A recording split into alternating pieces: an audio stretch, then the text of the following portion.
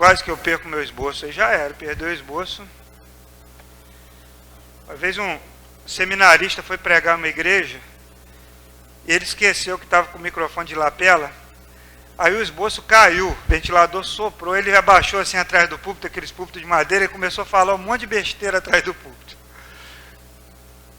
Aí quando ele levantou assim, estava todo mundo assim, ó, com o olho arregalado, ele não pôde nem pregar mais, né? O esboço caiu, ele esqueceu que estava com o microfone ligado e acabou falando um monte de coisa, né? Irmãos, vamos abrir as nossas Bíblias em João capítulo 5.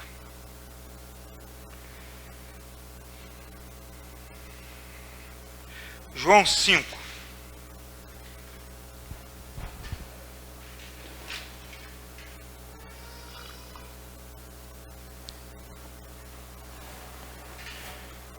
Diz assim, a partir do verso 1. Algum tempo depois, Jesus subiu a Jerusalém para uma festa dos judeus. Há em Jerusalém, perto da porta das ovelhas, um tanque que em aramaico é chamado Betesda, tendo 5 entradas em volta. Ali costumava ficar um grande número de pessoas doentes e inválidas, cegos, mancos, paralíticos. Eles esperavam o movimento das águas. De vez em quando descia um anjo do Senhor e agitava as águas. O primeiro que entrasse no tanque, depois de agitadas as águas, era curado de qualquer doença que tivesse. Um dos que estavam ali era paralítico, fazia 38 anos. Quando o viu deitado e soube que ele vivia naquele estado durante tanto tempo, Jesus lhe perguntou: você quer ser curado? Disse o paralítico: Senhor, não tem ninguém que me ajude a entrar no tanque quando a água é agitada. Quando eu estou tentando entrar, outro chega antes de mim. Então Jesus lhe disse: levante-se, pegue a sua maca e ande. Imediatamente o homem ficou curado, pegou a maca e começou a andar. Isso aconteceu num sábado. E por essa razão os judeus disseram ao homem que havia sido curado: hoje é sábado e não lhe é permitido carregar a maca.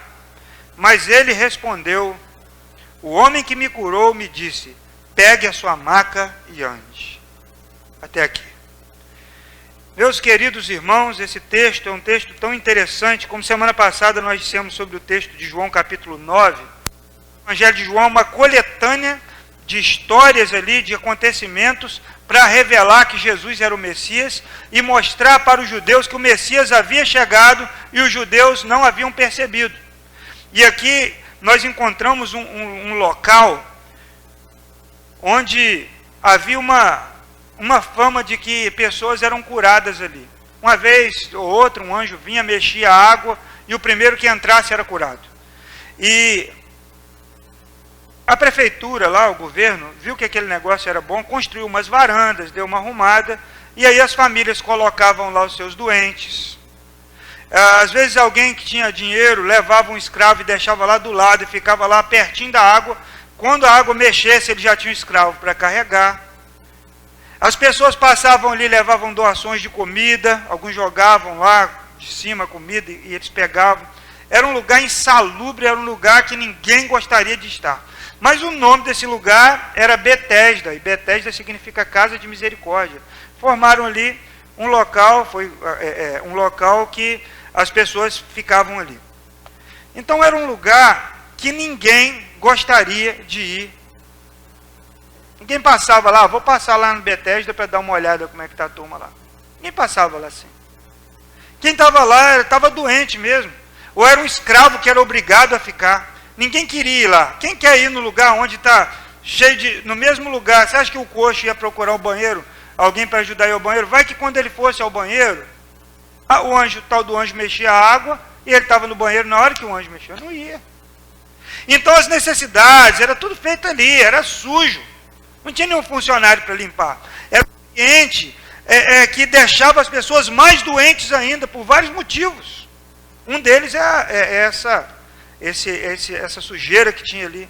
Então existem lugares, irmãos, que ninguém gostaria de ir. Hoje de manhã até comentei lá em Boacica com os irmãos lá. Existem no Rio favelas, mas existe dentro da favela outras comunidades que são difíceis até de você olhar. No Jacareí lá em Jacarepaguá também, ali na Cidade de Deus, existem os redutos das favelas, onde é assim ambiente terrível, terrível. Onde crianças nadam no esgoto, não tem nem onde se divertir, não tem o que comer, aquela sujeira. Aqui em Rio das Ostras, uma vez nós fomos visitar uma comunidade ali do outro lado do Âncora, do outro lado do rio. A gente foi entrando lá e quando chegou numa casa de chão batido, com muito lixo, muita sujeira, e ali vivia uma família. Então existem lugares insalubres, existem lugares que são difíceis de você entrar. Existem lugares que você entra e você encontra ali pessoas armadas, pessoas usando drogas, pessoas ali noiadas, né, que falam de usar crack, estão lá jogando. Lugares cheios de pessoas que podem te agredir. E às vezes não agridem fisicamente, mas você sabe que agridem visualmente. A gente às vezes não quer ver. Por que as prefeituras de algumas cidades, tem época do ano que fazem uma limpeza, pega todo mundo que quer levar para o abrigo, quer levar para o albergue? Não é porque ama aquelas pessoas e quer cuidar delas. No fundo, eles querem tirar aquelas pessoas da rua. Vamos acabar com a Cracolândia agora. Eles querem tirar, se eles pudessem, eles passariam uma máquina e tiravam, porque aquilo expõe uma vergonha da sociedade. Como pode uma cidade, um lugar rico, ter um lugar onde as pessoas não têm uma água para beber direito, não tem não tem comida, onde as pessoas vivem amontoadas no chão? Como pode isso? Então eu preciso sumir com isso. Então o Betesda era um lugar onde as famílias se livravam dos seus doentes, alimentados ali por uma história. E alguns nem acreditavam nisso, mas os doentes acreditam, né? Então existem lugares que são depósitos de gente. São lugares que as pessoas colocam ali, aquela pessoa, aquele doente, aquele lugar que fica lá. Uma vez eu encontrei eu trabalhei com moradores de rua lá no Rio, eu encontrei um morador de rua que era de Cabo Frio, conversei com ele, eu descobri o filho dele, mas o filho falou que não é mais atrás do pai. Era melhor que ficasse lá onde estivesse. Tem gente que quer se livrar, quer deixar lá. Irmãos, a gente cuidava, alimentava diariamente 60 moradores de rua. Fechava, quando completava a lotação do local, fechava a porta. Era um fedor. Era assim, totalmente. Na época não tinha máscara, né? Mas seria bom se tivesse. Porque era muita gente suja. Aí fechava para não entrar mais gente, porque não cabia e também o almoço era para 60 pessoas. Na Praça da Cruz Vermelha. Aí a gente fazia o culto, pregava e depois servia o almoço. Irmãos, como tinha gente ali precisando de Deus, precisando de cuidado, precisando de atenção. Teve um culto que eu estava até com esse paletó. Eu lavei ele. Né? Mas eu falei que Jesus queria abraçar. Uma terça-noite eu ia lá pregar terça-noite. Mas Jesus quer te abraçar. E eu vou representar esse abraço. Se você quiser ser abraçado, eu vou representar Jesus, vou abraçar você. Todos quiseram. Não tinha ninguém para me ajudar a abraçar. Então, eu fiquei assim na frente e vinha um e abraçava, e abraçava. No final, eu estou aqui, gosto desse paletó. Ele estava ruim. Mas depois do terceiro, meu coração já estava quebrantado, porque no começo eu fiquei meio arrependido de ter falado isso. Porque as pessoas estavam muito sujas. Só que quando eu comecei a apertar, e teve um que chorou, e teve um que falou que estava precisando de um abraço, aí seu coração também derrete, aí pode sujar roupa, pode fazer qualquer coisa comigo, que eu não estou nem aí. Te dou até esse paletó. Porque as pessoas precisam, mas eu admito para vocês, irmãos, a gente tem que reconhecer que existem lugares que a gente não gostaria de passar, se a gente pudesse passar em outro lugar. Os judeus faziam isso com os samaritanos. Eles não passavam em Samaria, eles davam uma volta longe para nem pisar em Samaria. Mas Jesus vem nos mostrar que nesses lugares onde ninguém quer ir, ele vai. Mas existem também lugares assim dentro de nós, dentro do nosso coração. Se a gente pudesse, a gente pulava, né? A gente passava aquela página, a gente dava uma volta. Só que como eu vou me esconder de mim? Como eu vou fugir do que está aqui dentro? Como eu vou fugir da minha vida, do que está na minha mente, do que eu cometi, dos meus erros? Para onde eu vou? Não tem jeito. Mas eu quero te dizer nessa noite que Jesus vai onde ninguém quer ir. tanto em lugares físicos, como eu citei aqui, quanto nos lugares mais escuros da sua alma. Os lugares que você gostaria que ninguém soubesse, mas ele sabe que existe, você sabe, e ele vai lá. E às vezes é constrangedor. Às vezes a gente chega na casa de alguém, antigamente tinha isso, né? A pessoa fala assim, olha, não repara não. Não repara não, eu vou reparar. Estou entrando aqui, eu tenho que reparar. Mas a gente quer que ele não entre. Não, senhor, aqui não. Eu prefiro que esse quarto aqui ele fique fechado. É um lugar onde eu coloco as coisas, mas não está muito ajeitado. Olha, tem alguma coisa aqui que eu não queria que o senhor visse, mas ele vai entrar e vai ver. Mas ele não vai lá para te criticar, para falar, olha, você está com esse lugar aí tanto tempo assim, você está nesse lugar sujo, olha, você merece. Não, ele vai dizer assim, eu vim aqui para te ajudar. Amém, irmãos? Outra coisa, que muitas pessoas acreditam em lendas, né, histórias. Se você pesquisar sobre esse texto, tem uma versão de Bíblia que não traz o versículo 4. Ou ele traz entre colchetes. Isso quer dizer que ele não foi encontrado na maioria dos manuscritos, mas ele foi inserido porque ele tem base histórica. Na história, reconhecem essa lenda. Era uma lenda, o pessoal dizia, um anjo de vez em quando vai mexer a água. Mas qual era o problema? O problema é que ninguém nunca estava lá para testificar que entrou na água e o anjo curou. Aí tinha profeta, porque sempre aparecem os vendedores de ilusão. Agora no Covid venderam água, feijão, água do monte, não sei o quê. Cura para o Covid, a cura para o Covid.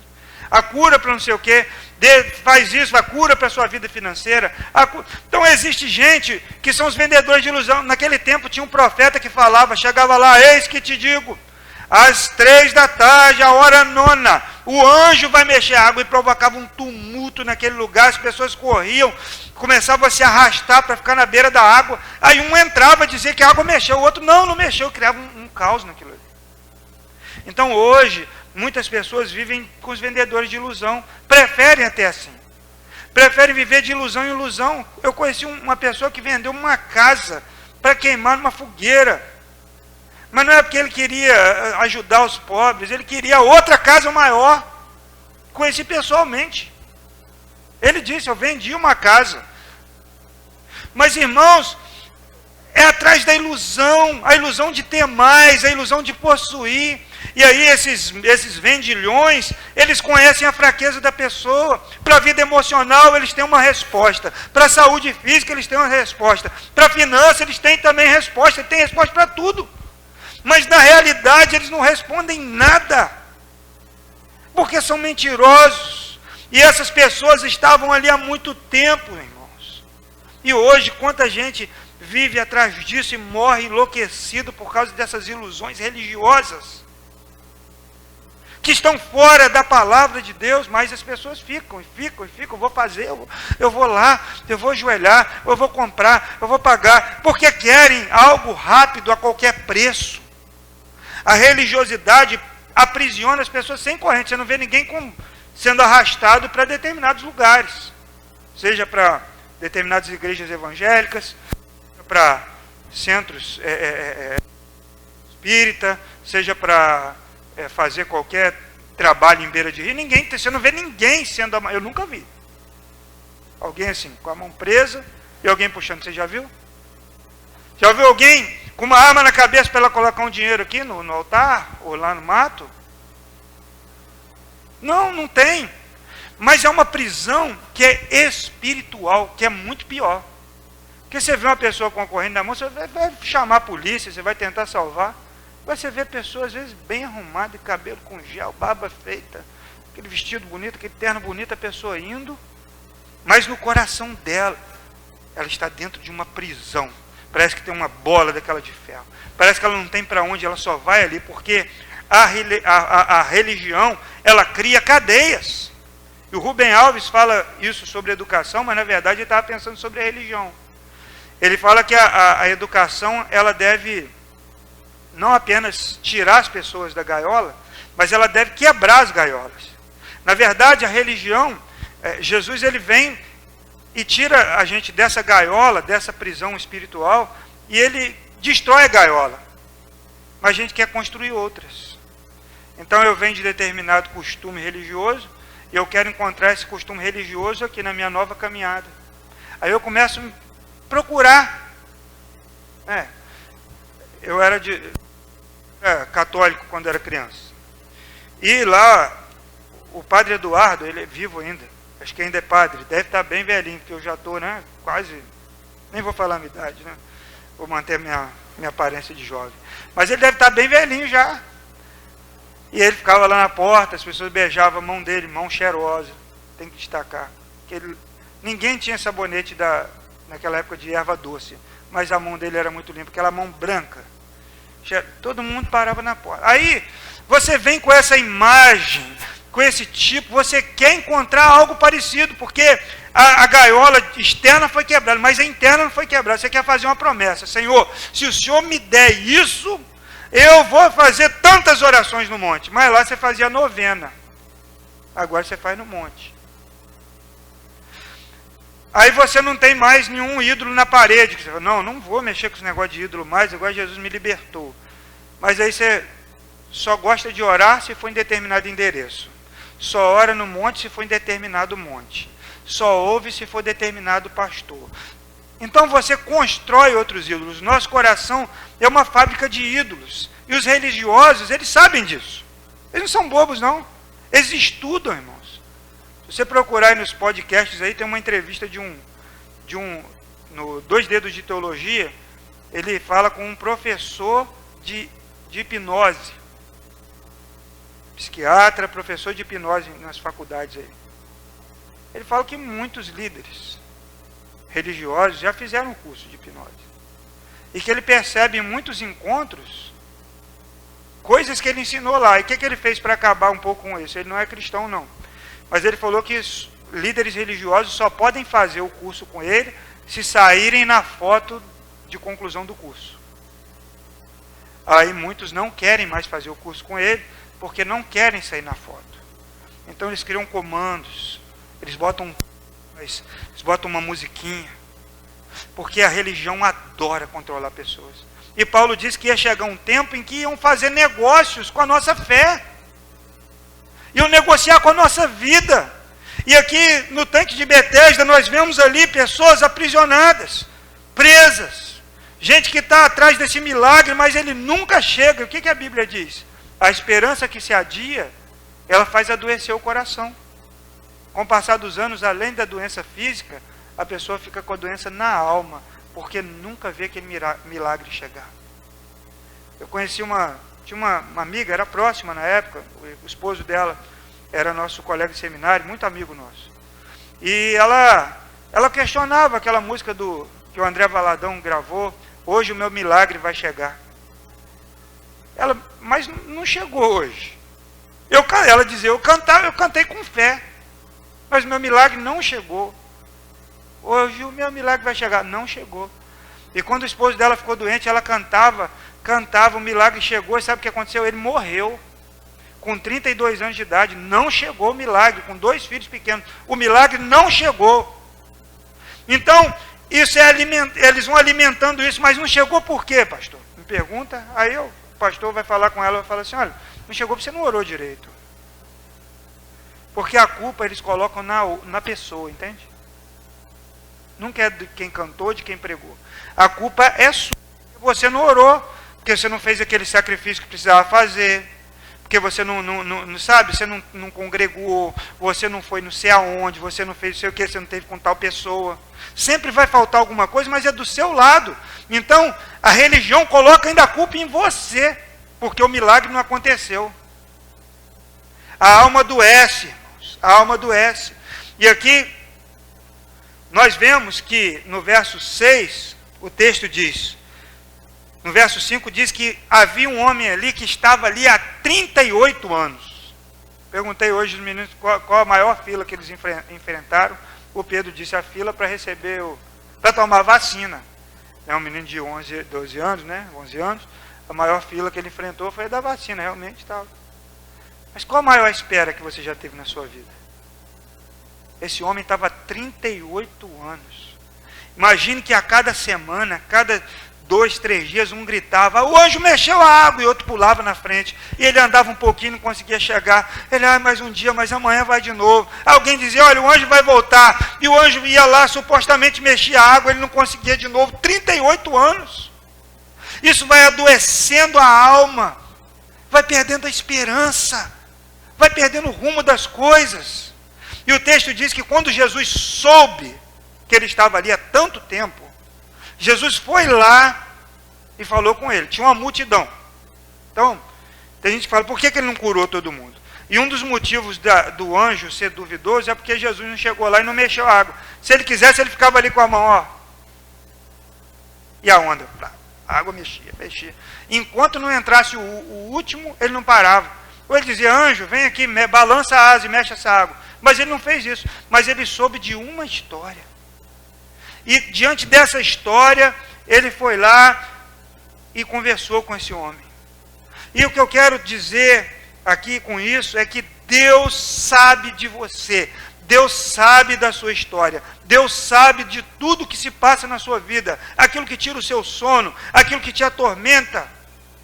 Às vezes o problema físico é fácil de resolver. Às vezes você não tem uma comida para fazer, por exemplo.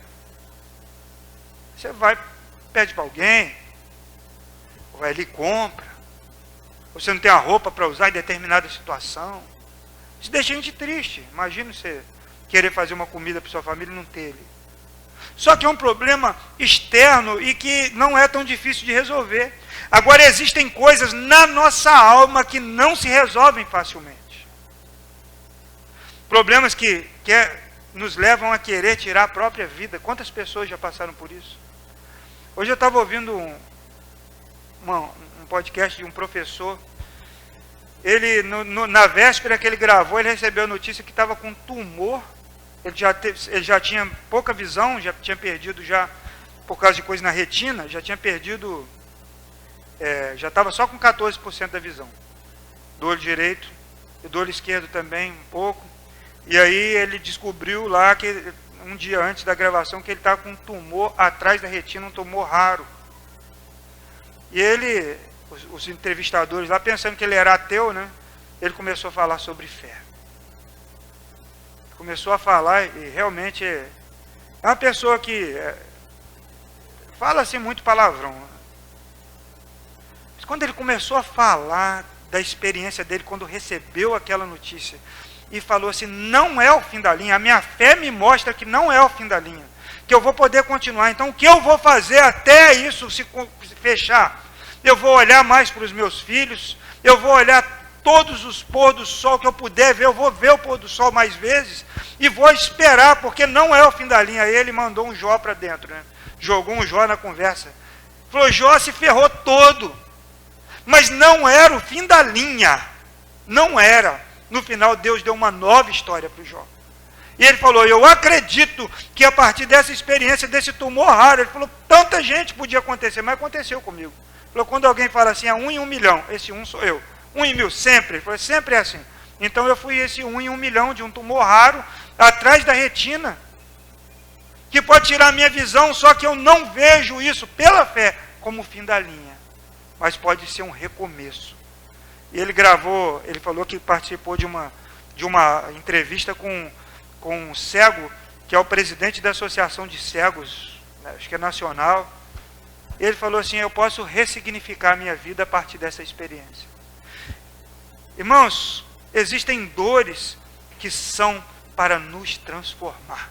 Existem lugares apertados e ruins de passar que entram na nossa história para mudar a nossa vida, para dar um novo significado. Porque você pode pensar assim, mas vai perder a visão, mas você só valoriza quando você perde, ou quando está por perder. Quantas vezes você agradeceu a Deus porque você pode ver um sol nascendo? Quantas vezes você quis levantar cedo para ver o sol nascer? Quantas vezes você foi à beira da lagoa ou na frente da sua casa e foi mostrar o pôr do sol para os seus filhos? Quantas vezes você agradeceu que consegue olhar e ler? Mas se um médico disser para você, olha, daqui tanto tempo você não vai mais poder fazer, e aí você então começa a fazer?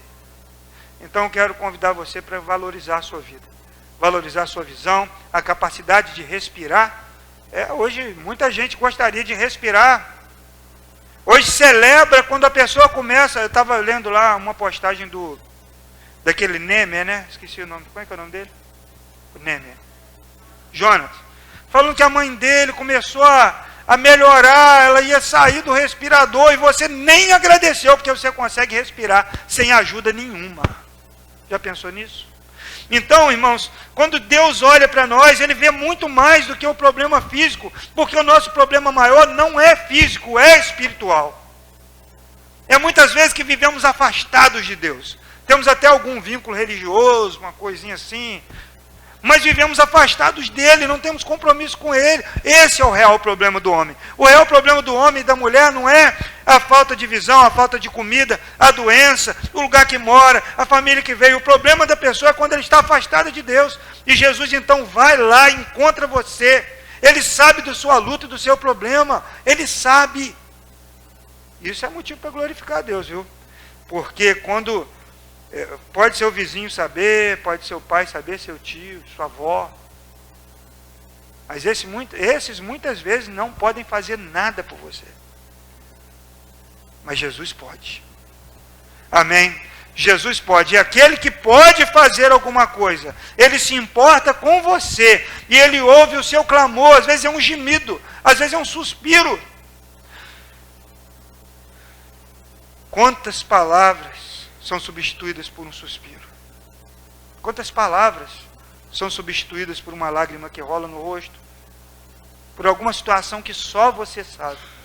Por algo que te espera do outro lado que ninguém sabe, mas você e Jesus sabem. Amém?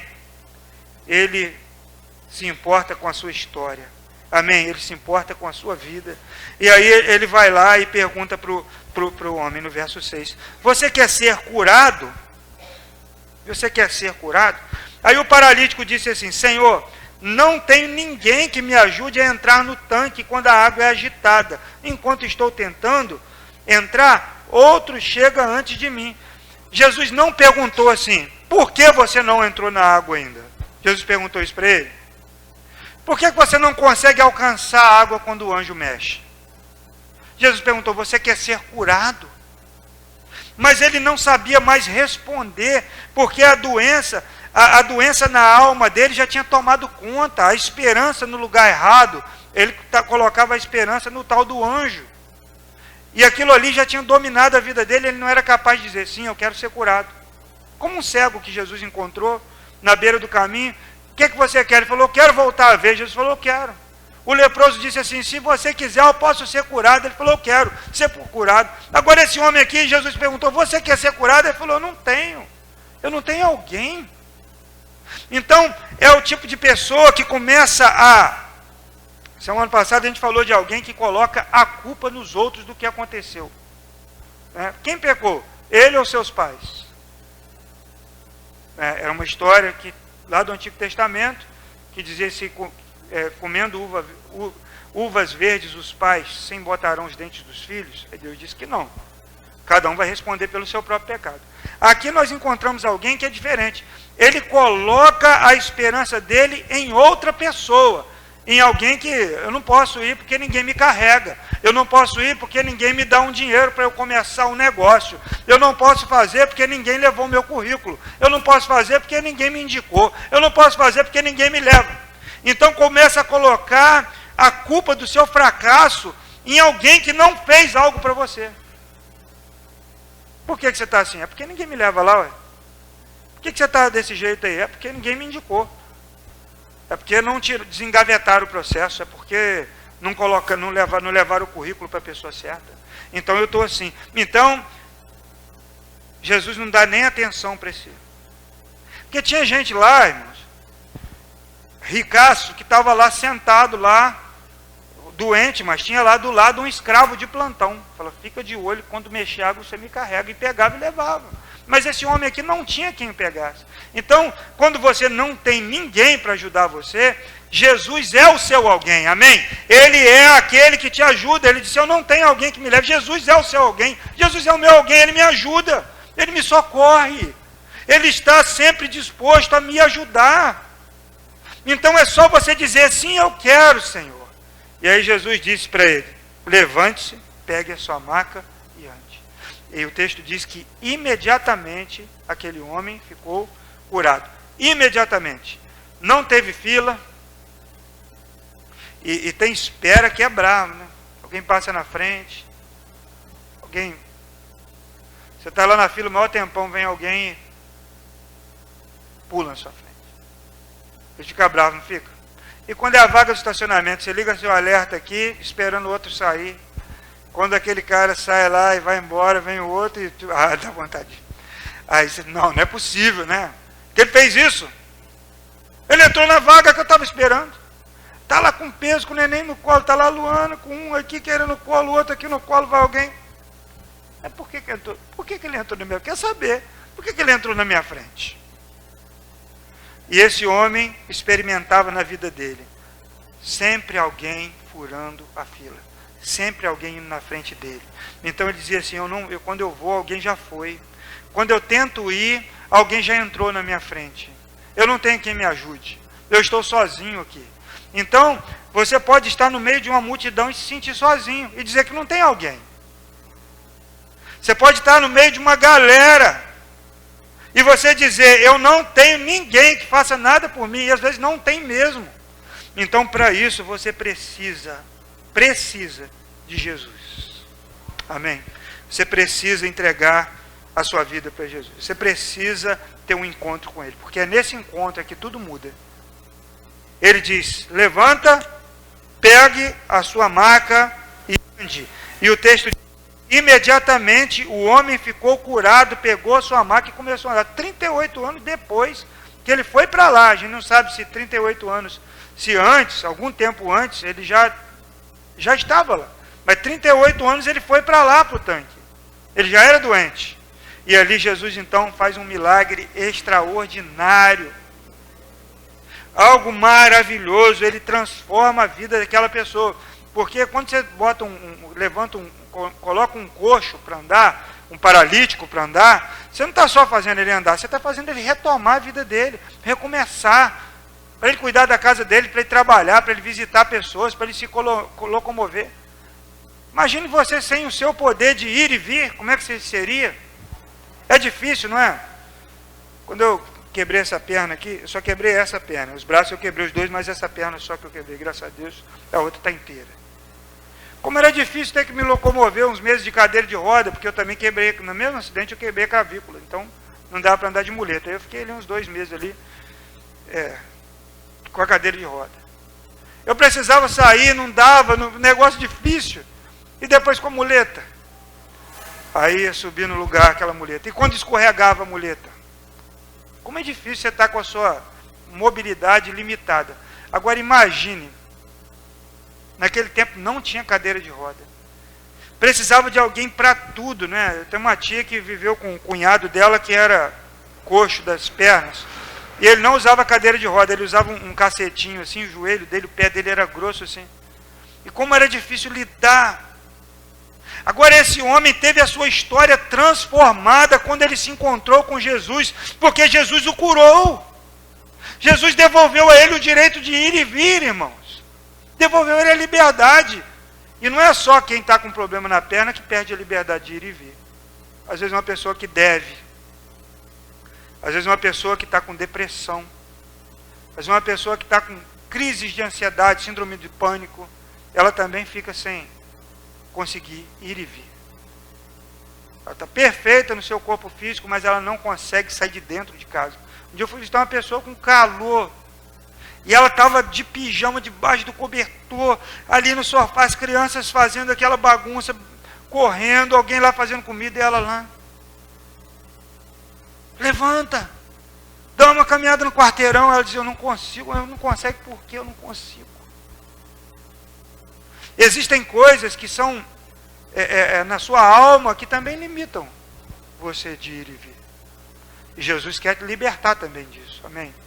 Jesus também liberta, ele também cura disso aí.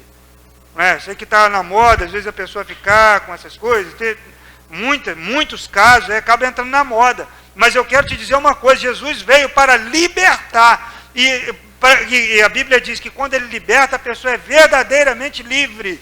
Livre para poder ir e vir. Quer ser livre de dívida? Vai lá e paga, negocia.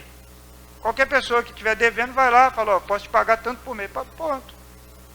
A partir do momento que você está pagando, você não está devendo mais. Ah, eu não consigo sair de dentro de casa porque eu estou muito triste. Pede a Deus para entrar e devolver a alegria. Às vezes é uma falta de perdão que você precisa perdoar. Às vezes é uma conversa que tem que ter. E aí você vai levantar a sua cabeça e vai sair. Vai sair daquele tanque de Betesda que você está vivendo lá. Aquele poço fundo em que ninguém consegue alcançar você. Mas Jesus alcançou você. E nessa noite eu quero dizer que você pode ser livre. Ele quer devolver a sua vida para você novamente. Amém, irmãos? Mas aí nós encontramos, irmãos, um grupo de pessoas. Porque você vê o destaque aqui. Ó. Isso aconteceu que dia? Num sábado. E por essa razão os judeus disseram ao homem que havia sido curado: hoje é sábado, não é lhe permitido carregar a maca. Existem pessoas que se importam mais com as coisas do que com as pessoas. Porque o que é carregar uma maca para uma pessoa que estava há 38 anos vivendo a miséria? Eles estavam preocupados com a religiosidade. Hoje é sábado, ele queria, então espera chegar amanhã para você carregar essa maca. Mas ele falou, o homem que disse, você levanta, toma o seu leito e anda, me mandou carregar minha maca. O homem que me curou mandou carregar minha maca. Então a autoridade de Jesus, ela está acima da religiosidade. E às vezes vem na nossa cabeça assim, mas eu não posso fazer isso. Sabe por quê? Por causa disso e disso. Eu não posso viver assim por causa disso. Porque o inimigo coloca várias coisas ao nosso redor para tentar manter, não, vou ficar aqui com essa maca, vou ficar aqui, eu não posso sair daqui. Por quê? Porque hoje é sábado.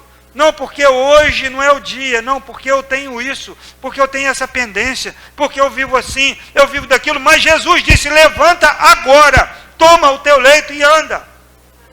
E aí você deve dizer para si mesmo, aquele que me curou me disse, pega essa maca. A religiosidade não é maior do que o que a palavra de Deus nos diz. E a palavra de Deus diz que se você receber Jesus como Senhor e Salvador da sua vida, você é um filho de Deus. João capítulo 1, verso 12 diz que deu-lhes o direito de serem feitos filhos de Deus. Não nascidos pela vontade da carne, mas pela vontade de Deus. Então, se você, a Bíblia diz que eu posso ser um filho de Deus, o diabo não vai me enganar. Ele não vai me aprisionar, eu vou levantar. Eu vou sair desse lugar que eu estou aprisionado e vou viver uma vida que glorifica o nome do Senhor. Eu vou voltar a ter esperança, meu olho vai voltar a brilhar, eu vou conseguir caminhar, eu vou lutar e vou vencer, porque Deus está comigo, então tudo vai mudar. Amém, irmãos? Não se importe com a oposição, sempre vai ter. Olha lá, vive, fez isso tudo aí, agora está lá, a Bíblia na mão, olha lá. Já viu falar isso? Está lá, glória a Deus e aleluia, mas ó, viu, lembra que ele fazia? O diabo fica assim com um time, para criticar, para fazer parar, para dizer, você não é digno. Se você fosse filho de Deus, você não estava vivendo isso. Mas em nome de Jesus, se você tomou uma decisão, se você ouviu a palavra de Deus, você pode ficar de pé na presença de Deus e adorar o Senhor, porque a adoração que a gente presta não é pela minha beleza, minha família, meu endereço, minha voz. A adoração que a gente presta a Deus, a Bíblia diz que é pelo novo e vivo caminho, pelo sangue de Jesus. A adoração de lábios que confessam o nome. Ninguém tem crédito para entrar na presença de Deus mesmo, não. E se entrar, vai morrer. Agora, quando nós entramos pelo sangue de Jesus, pelo caminho que Ele abriu, pelo sacrifício que Ele fez, aí nós somos aceitos diante de Deus. Esse caminho está aberto. Esse caminho está desbloqueado. Amém? É estreito, mas está liberado. Você pode entrar na presença de Deus. Você pode levantar, tomar o seu leito e andar. Você pode sair daquele lugar cheio de miséria, daquela multidão que não te ajudava em nada. Tem gente ao nosso redor que você tem que sair fora. Fica um montão de gente em volta, mas esse montão de gente está pior que a gente, só puxa a gente para baixo. Você precisa olhar para trás e falar, eu vou sair desse lugar. Eu não vou permanecer aqui mais. E você levanta e sai. Às vezes fisicamente você não consegue, mas espiritualmente você sai. Porque às vezes você ouve demais a multidão, você ouve demais, mexeu a água, você não foi, você não pode, você nunca consegue. Mas quando Deus diz levanta, Ele diz levanta e você vai conseguir. Você precisa de Cristo, você precisa da presença dEle, você precisa de reconhecer que sem Ele você não é capaz de nada. Pode ser bonzinho, pode ser boazinha, pode ser cheiroso, pode ser cheirosa, pode ser fedido, fedida, pode ser o que você quiser. Mas sem Cristo, nada podeis fazer. É isso que a Bíblia diz. Vamos ficar de pé e vamos adorar o nosso Deus, irmãos.